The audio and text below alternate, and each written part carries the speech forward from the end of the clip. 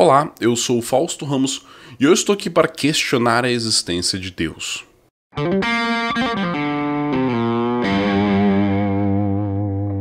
Eu sempre falo bastante a respeito do quanto que estudar filosofia é importante, principalmente dentro da nossa formação enquanto ser humano, então eu decidi fazer essa série de ideias humanas, falando a respeito de vários pensadores e várias escolas de pensamento dentro do que nós podemos entender como filosofia, ciência e outras partes também do nosso conhecimento humano. Hoje eu vou apresentar para vocês um quadro de pensadores que podem ser sintetizados como filosofia escolástica ou filosofia cristã. Há de se considerar que no começo do cristianismo, nos seus primeiros séculos de existência, não existia uma doutrina muito coesa e muito bem sintetizada sobre quais eram os preceitos e dogmas e filosofias do cristianismo.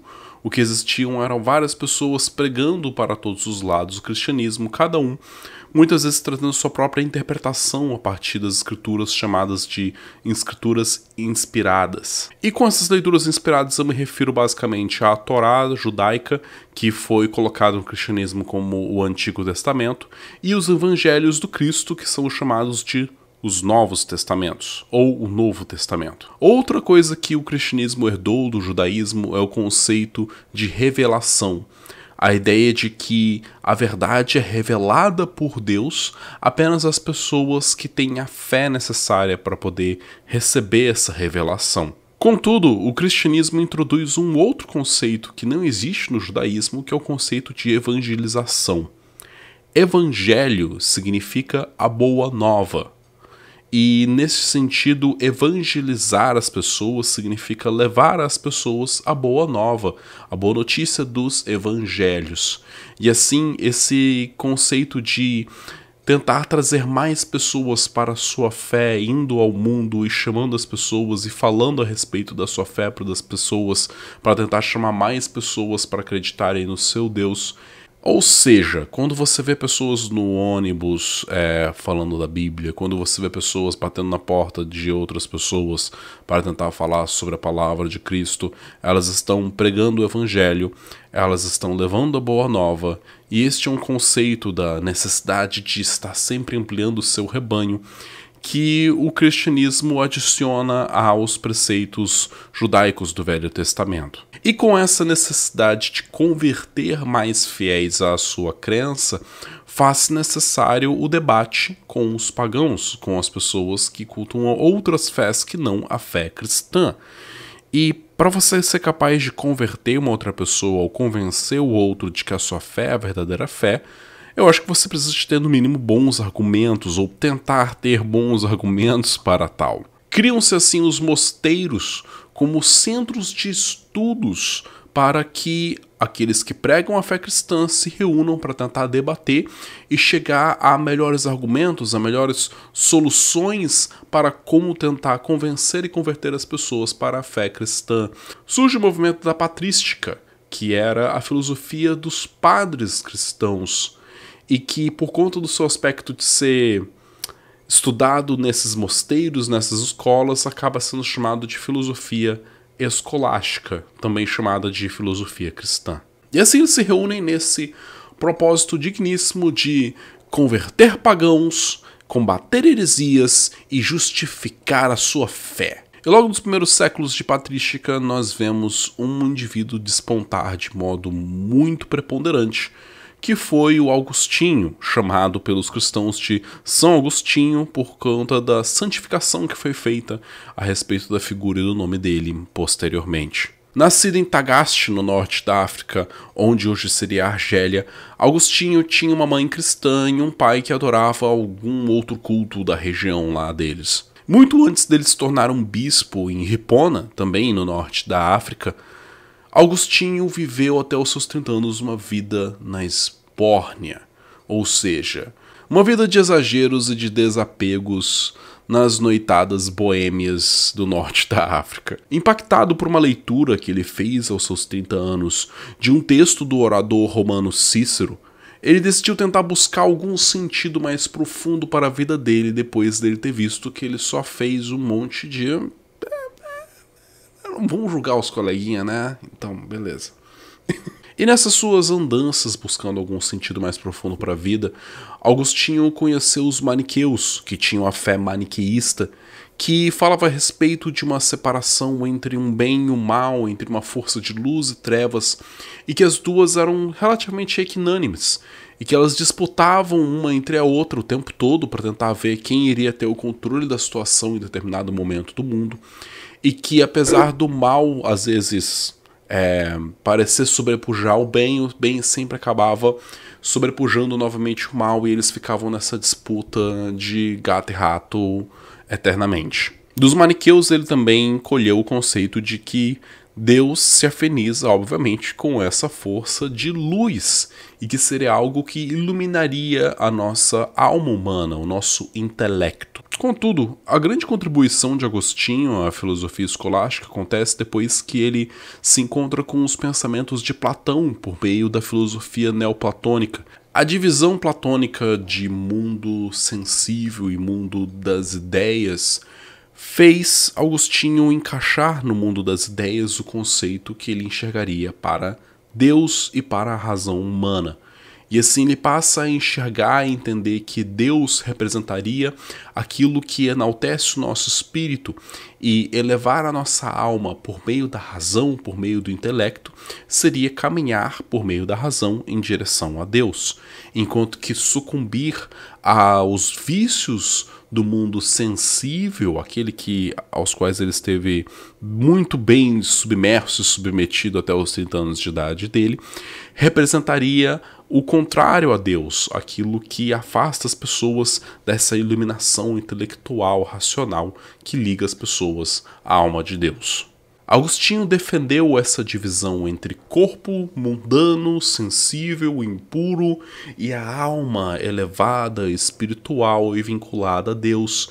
E ele defendeu a necessidade da supremacia da alma em relação ao corpo, ou seja, uma vida regida pelo intelecto e que tenta dominar o corpo com todos os seus impulsos e suas paixões.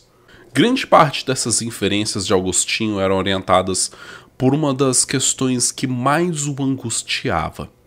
Era a ideia de que dentro da filosofia cristã ainda em nascimento, era considerado que Deus era todo bondoso, e ele é pura bondade, e ele representa exclusivamente o bem.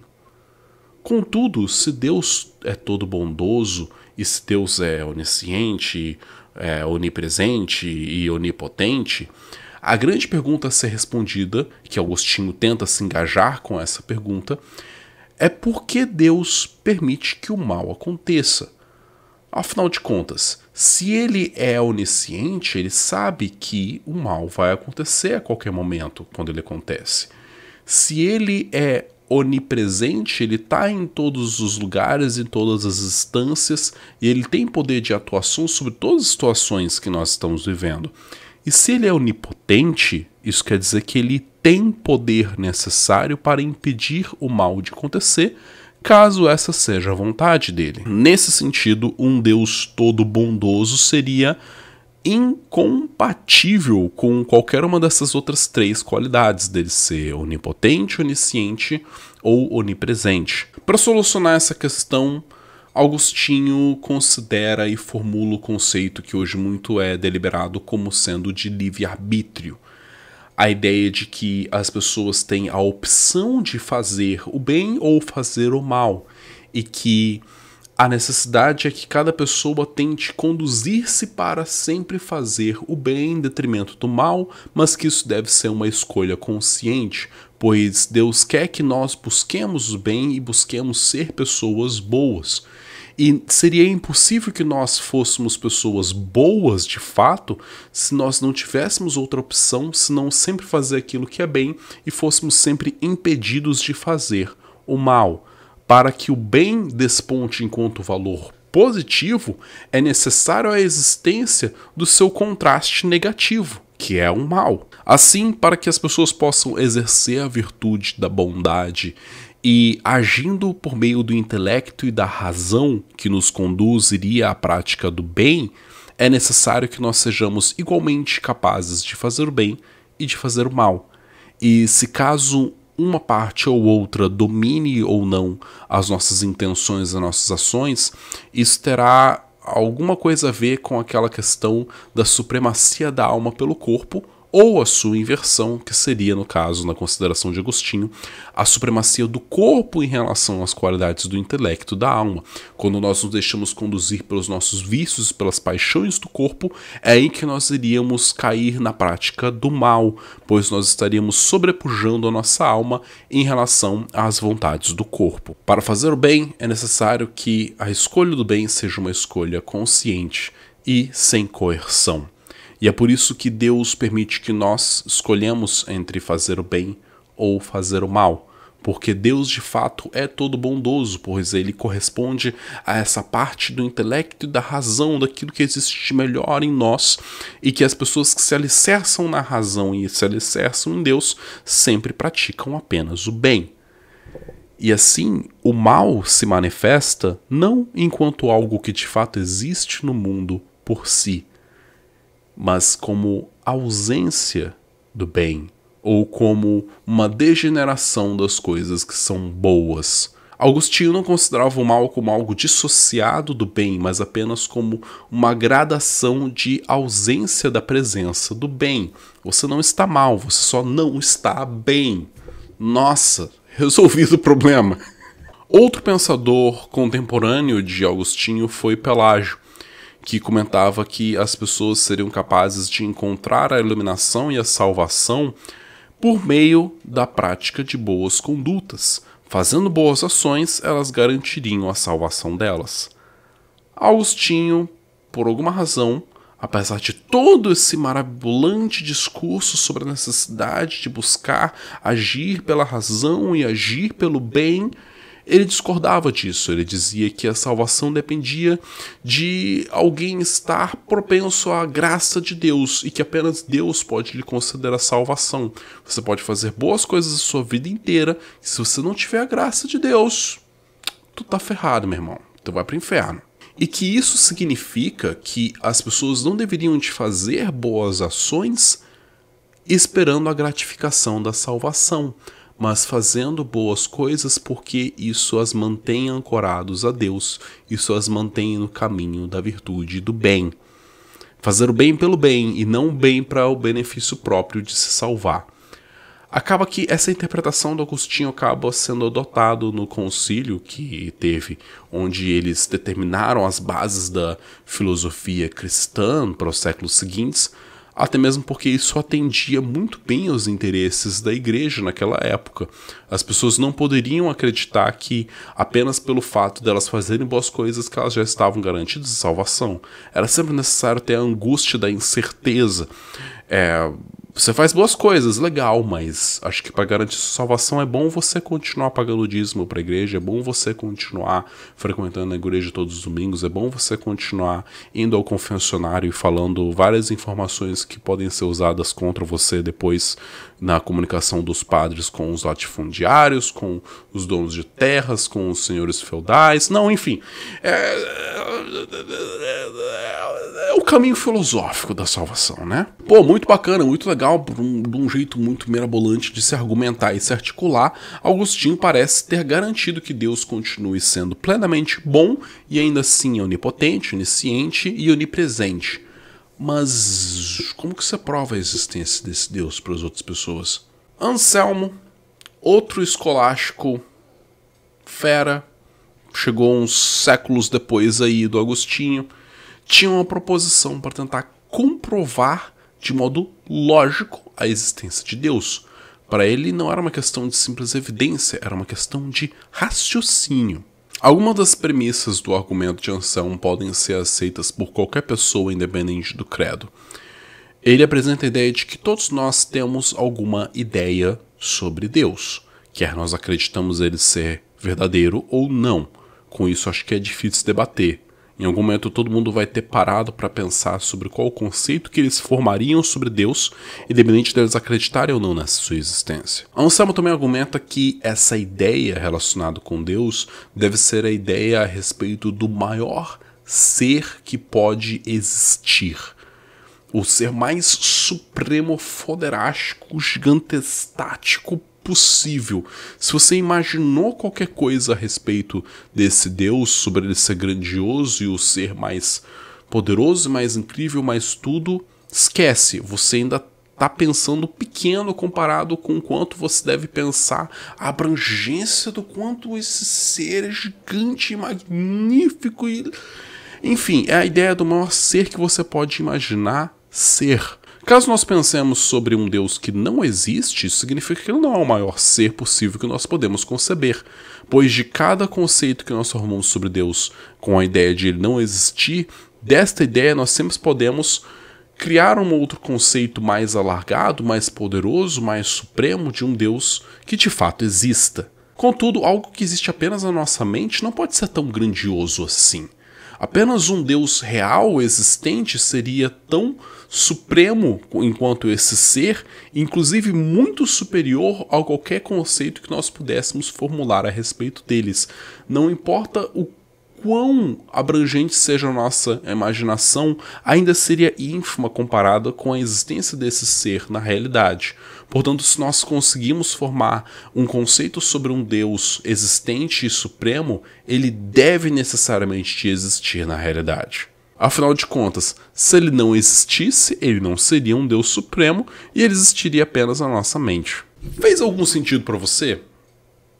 Para mim também não fez nenhum sentido. Ideias sobre as coisas existentes são de naturezas extremamente diferentes.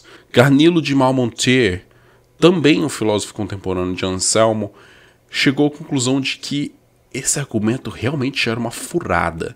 E leve em consideração que ele também era um escolástico, então ele também tinha interesse em tentar formular uma boa argumentação para comprovar a existência de Deus. E ele achou essa argumentação do Anselmo a maior patifaria possível. Pois caso nós formemos um conceito a respeito de uma ilha perfeita, tal como o Gaulino nos incita a pensar, e caso nós atribuíssemos a essa ilha todas as qualidades mais perfeitas possíveis, é uma ilha cheia de tesouros, cheia de riquezas naturais, cheia de recursos de modo extremamente abundante, e o que torna ela ainda mais perfeita, uma ilha inabitada ainda, ou seja, pronta para ser descoberta e para que as pessoas cheguem lá possam se apossar de todos esses recursos abundantes paradisíacos dessa ilha. Se eu sou capaz de formar o conceito dessa ilha, é óbvio que essa ilha deve de existir na realidade, não é mesmo?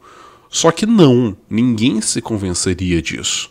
Anselmo ainda tenta argumentar que a ideia de Deus não é a ideia de qualquer coisa, não é uma ilha, não é um barco, não é um navio, é a ideia das maiores das ideias, a ideia mais ideal de todas, é a ideia mais grandiosa e suprema de todas, o que não muda nada a respeito do seu argumento, que só faz sentido para quem já acredita em Deus. Pouco depois dessa tentativa estranha de tentar comprovar a existência de Deus, a gente tem um outro cara chamado Tomás de Aquino, chamado pela Igreja Católica como São Tomás de Aquino, porque santificaram o cara, mas aqui ele não é santo para ninguém, então é Tomás de Aquino. Formula alguns conceitos sobre tentativas de tentar formular comprovações sobre a existência de Deus, por aquilo que ele vai chamar de as 5 vias da prova da existência de Deus. Diferente do Agostinho, que se inspirou em Platão, Tomás de Aquino vai se inspirar em Aristóteles, justamente o discípulo de Platão, que tinha ideias quase que radicalmente contrárias à de Platão até o final da formulação da sua filosofia. Mas apesar dele se inspirar na filosofia aristotélica, ele também incutiu vários conceitos muito estranhos ao aristotelismo. Ele introduz um conceito de criação do mundo, ele introduz um conceito de um Deus único, e o conceito de devir aristotélico, que era autodeterminado pelos próprios objetos, agora vai ser determinado por Deus. E tudo isso vai ser um bocado estranho de acompanhar. Tomás de Aquino negava a possibilidade de um acesso direto a Deus. Ele afirmava que nós podemos compreender Deus ou pensar a respeito da sua existência por meio das evidências da sua existência, que serão justamente essas vias de comprovação para a sua existência. Para poder entender os argumentos de Tomás, eu vou ter que retomar um pouco algumas questões relacionadas com o pensamento aristotélico e principalmente com o seu conceito de primeiro motor. Dentro da metafísica aristotélica, nós entendemos o conceito das diferentes causas para a nossa realidade material. A causa formal, a causa material, a causa eficiente e a causa final. Ao considerar a forma como alguns materiais se transformam em outros, como alguns objetos funcionam como potência para a manifestação de outros objetos, ou mesmo a potência que se desenvolve dentro de um mesmo objeto na sua transformação em várias gradações de estágios, a forma como todos os minerais da Terra se sintetizam junto com a luz solar para formar uma árvore, e depois uma árvore é cortada e vira tronco de madeira, cuja madeira será potência para ser criado vários outros objetos a partir da potência da substância material da madeira, e assim por diante, assim por diante, assim por diante. Neste ciclo de transformações de potência a ato, Aristóteles observou esse movimento como algo que uma coisa leva a outra, conduz a outra, mas caso nós retrocedermos no tempo, nós deveríamos de chegar a um ponto de encontrar algo que seja o primeiro movimento que deu um empurrão e deu o start, e começaram todos os movimentos que conduzem essa constante transformação do mundo de uma coisa numa outra e do movimento que as coisas adotam dentro do nosso contexto de mundo material. E pensando sobre esse jeito recursivo de voltar no tempo e encontrar essa cadeia de ato e potência, ato e potência, ato e potência, ato e potência, até chegar numa potência primeira ou num primeiro movimento que dê origem a todos os outros movimentos, Aristóteles chegou à conclusão de que se algo existe na origem do tempo e que é capaz de dar princípio a todos os movimentos que nós observamos no nosso mundo, a isso ele chamou de primeiro motor. E essa coisa que dá um empurrão e começa o movimento da criação e da existência do mundo deve ser algo que sempre existiu, pois nada pode ter antecedido a ele, portanto é algo eterno. O primeiro motor é eterno nessa consideração. E além disso, este primeiro motor deve ser algo imóvel, algo que não se movimenta, pois todo movimento de um objeto nunca começa nele mesmo, segundo Aristóteles. É sempre algo de fora, algo externo, um outro objeto que bota aquele objeto em movimento. E assim, nessa sucedência de movimentos, voltando ao passado, apenas um objeto imóvel poderia ser a origem para todo o restante do movimento, pois se esse mesmo objeto que deu origem a tudo se movesse, isso significaria que algo fora dele começou o seu movimento, e assim ele não seria de fato o primeiro motor, mas o segundo. A gente teria que retroagir até encontrar um outro primeiro motor, que este de fato seria aquilo que começou o movimento e que só poderia ser imóvel.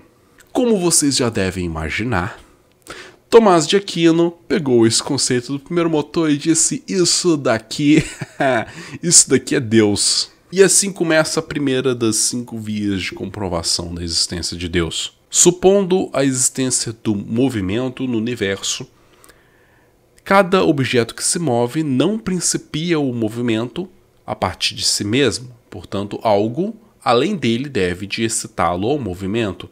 E se a gente voltar na cadeia de movimentos de qual objeto botou qual outro objeto em movimento, nós chegaríamos a um primeiro movimento, a um primeiro motor que é eterno, pois nada pode ter vindo antes dele, e que esse primeiro motor é Deus. E em Deus, assim, se encontra a origem de todo o movimento do universo. A segunda via de comprovação para Tomás é praticamente uma derivação dessa primeira via, pois fala a respeito da cadência de causas e efeitos, ou no conceito aristotélico, a cadência entre causa eficiente e causa final, entre aquilo que cria alguma coisa e aquilo que é criado junto com o seu devir e com a sua finalidade.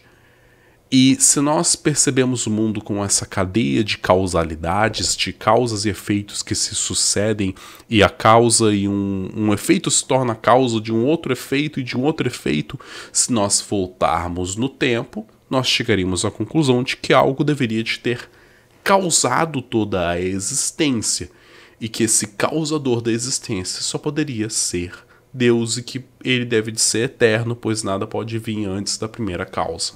Essas duas primeiras vias de comprovação podem ser facilmente contestadas pelo conceito de que é possível que essa recursividade no passado, voltando atrás no tempo para tentar encontrar uma primeira causa, não é evidência de que caminhando no caminho inverso das causas e efeitos, nós não poderíamos encontrar uma cadeia infinita de causas que se retroagem. Inclusive, alguns conceitos relacionados com entropia inversa ou entropia negativa dos nossos movimentos, que a gente interpreta como sendo um movimento do presente para o futuro, podem também suceder na direção contrária.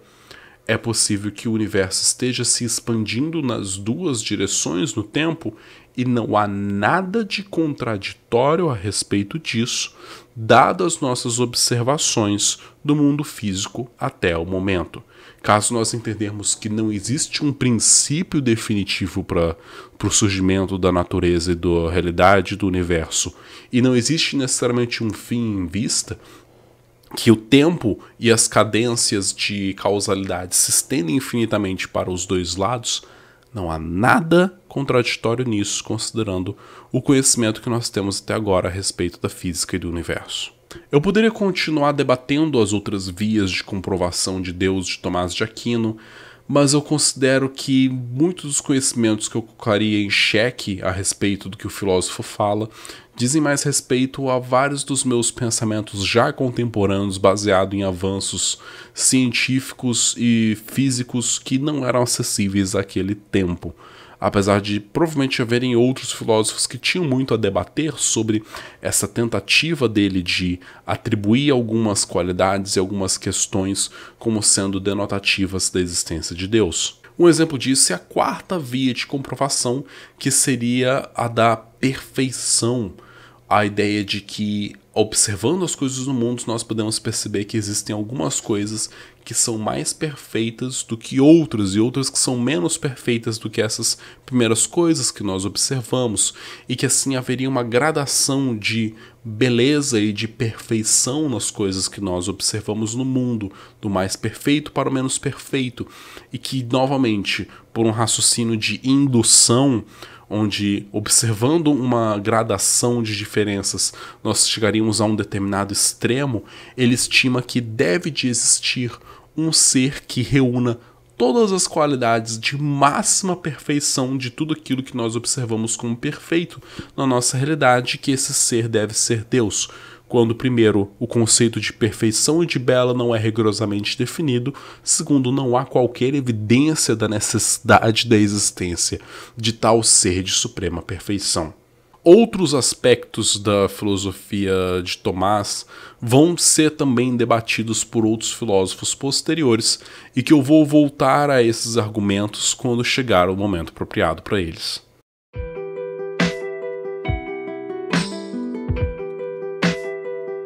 Quero novamente ressaltar o objetivo pedagógico dessa minha série de vídeos, que é mostrar a cadência, a mostrar a forma como diferentes correntes de pensamento surgiram em determinados momentos no tempo, mostrar justamente a forma como um pensador bebe de outro pensador anterior, pela forma como vocês perceberam que Agostinho bebeu de Platão, contudo, Tomás de Aquino bebeu de Aristóteles.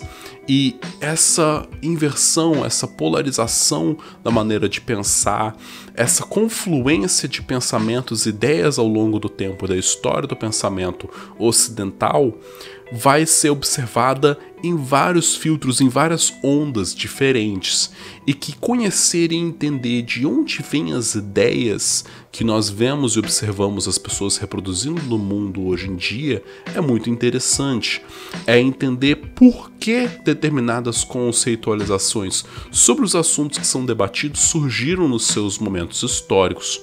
é perceber que várias das coisas que eu falei aqui a respeito da filosofia escolástica estará presente, por exemplo, em pensadores do mundo espiritual e de centros espíritas, e influenciou também maneiras de pensar sobre a religiosidade e a espiritualidade que as pessoas dão praticamente como certo, como óbvio, como lógico, como dado, mas esses conceitos tiveram uma formulação num determinado momento da história, e houve um motivo da necessidade dessas formulações desses conceitos, atendia a objetivos muito específicos, e que repetir essas ideias como se fossem verdades universais é insensato.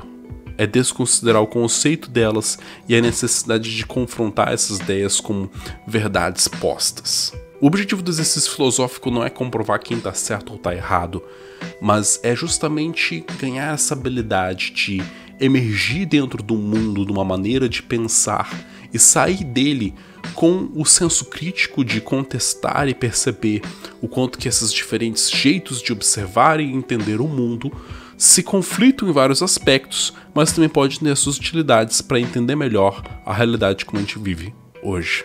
Portanto, para mais filosofia entregue nesse meu jeito causófico, mantenham assinados com Causofia e até por acaso.